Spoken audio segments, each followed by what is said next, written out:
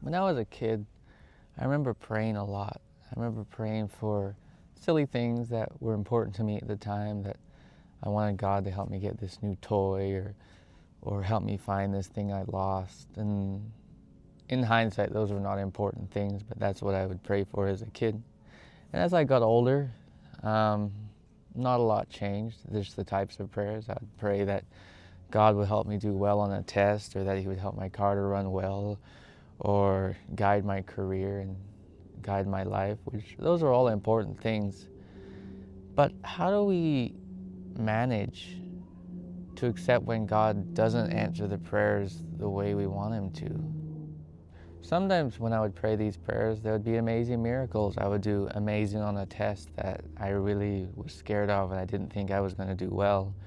Or He would bless me with a car that would run for years and years with not much maintenance. But other times that wasn't the case.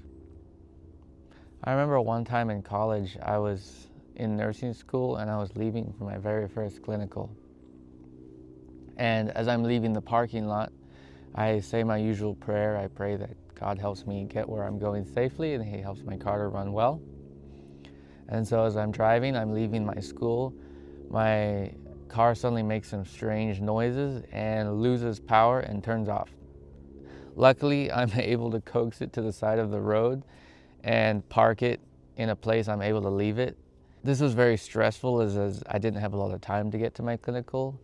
And luckily I was able to call my friend and she was able to give me a ride.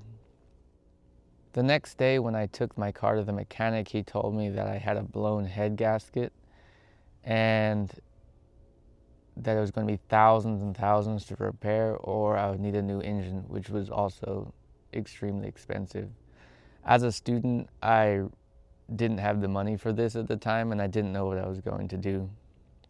You might be tempted to think that God let me down that day, that why did He allow this inconvenient tragedy to happen that I was not equipped to deal with as a poor college student.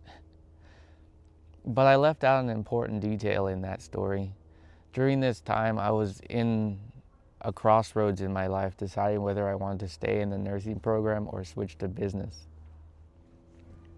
Instead of being discouraged about this experience, I let God lead. I officially left the nursing program. I sold my car and went back to California to work for the summer.